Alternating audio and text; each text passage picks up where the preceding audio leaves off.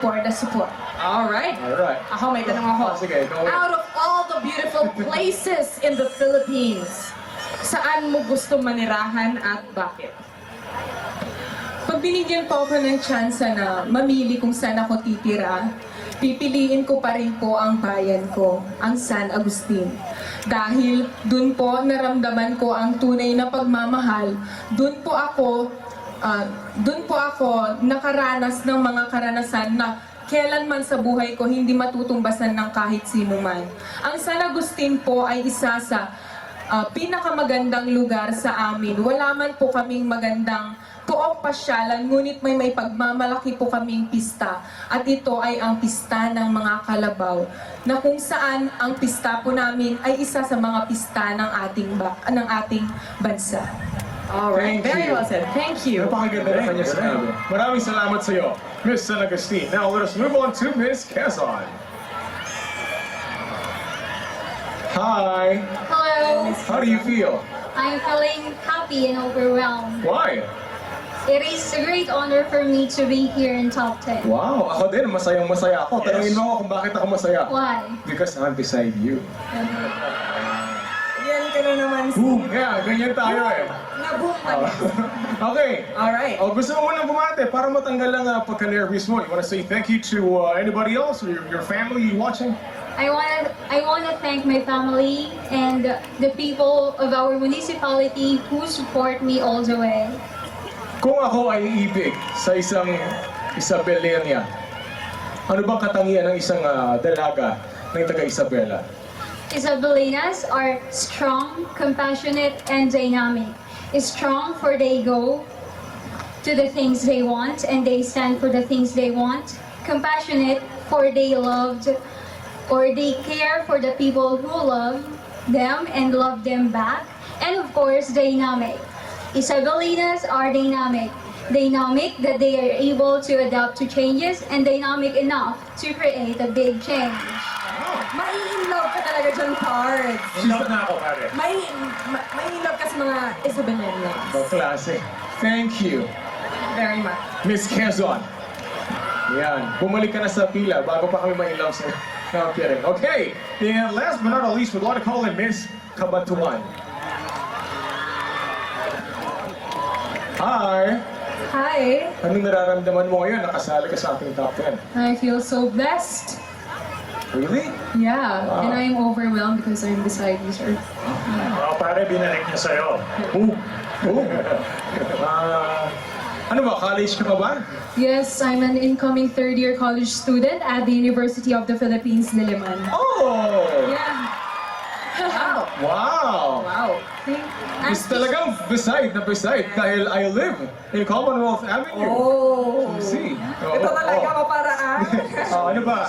Meron ka bang gustong pasalamatan or gusto mo ba kaming kwentuhan? How did you prepare for this evening? Yeah, I want to tell a story about my town. If you... Sure! Yeah. Gusto mo, i-text mo na lang eh. Hindi, sige. Okay. So, Cabatuan, dubbed as the land of the golden grains, is the cradle of several rice mills, making the town an essential arm towards the productivity and development of Isabela in the field of rice production. Cabatuan lives up to the vision of Isabela to be the leading rice-producing province. Cabatuan is famous for its kankanen, particularly the Moriecos. The Moriecos is the perfect embodiment of a true Cabatuanense. It possesses the characteristics of being sticky and viscous, describing the people of Cabatuan, united, one, and ready to cooperate. To fulfill the vision, and that is to become one of the best towns, not only here in Isabela, but in the entire Philippines as well. Wow. Thank you. Thank you very much for that information. Yeah, such an intelligent and beautiful lady. Maraming salamat sa'yo. Thank you once again. Thank you. So there you have it, our top 10 casual interview. Very entertaining and very educational. And what else? Very inspirational and all the rational. Alam mo, guys, ngayon, I'm wondering kung gaano ka nahihirapan ng judges natin. I'm sure they're going through a tough time, but They're not thank you, finalists. We will give you some time to breathe some fresh air backstage, and when you come back, we will be announcing The top 5. for our final question and answer with the questions to be asked Thank you, ladies. by our judges. Now, one of the features of a pageant is to give the reigning queens an opportunity to say goodbye to their reign.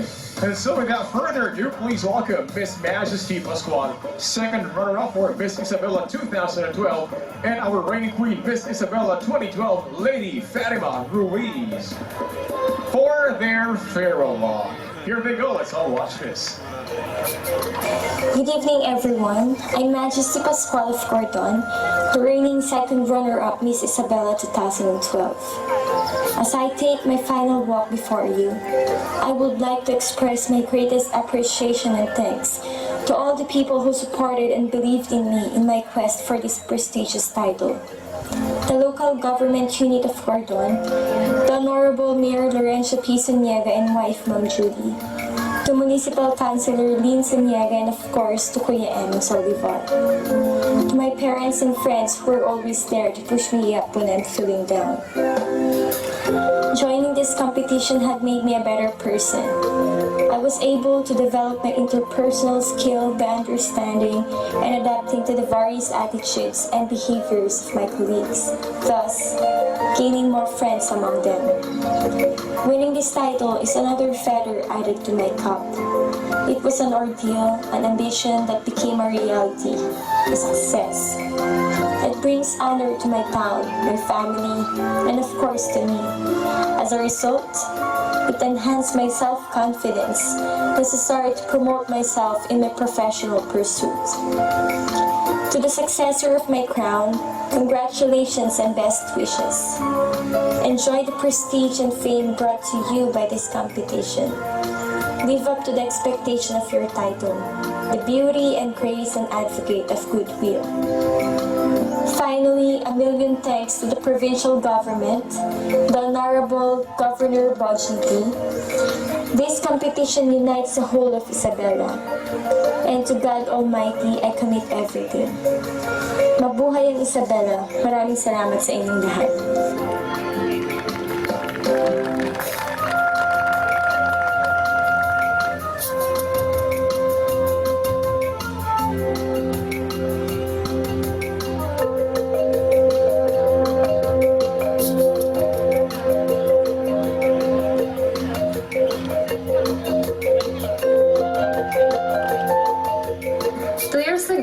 I was in the stage representing the city of Ilagan.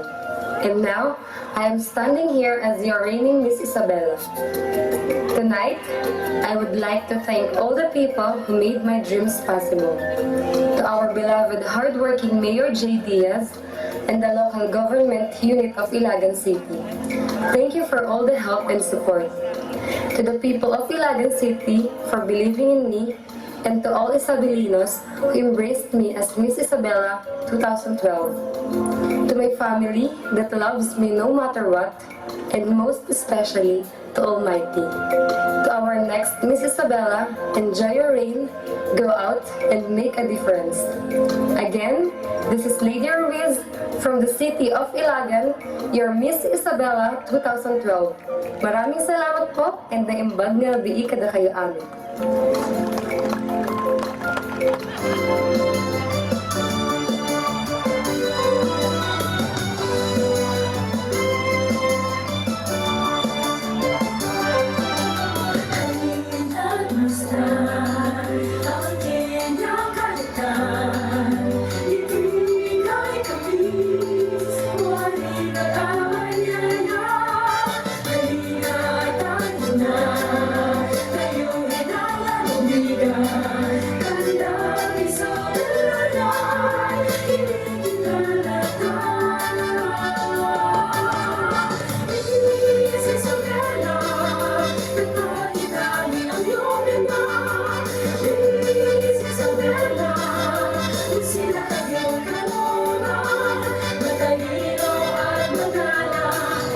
Okay, everybody's so quiet.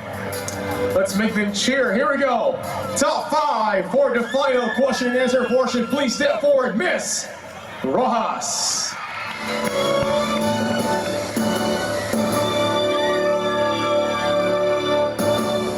Our second Miss Tumawini.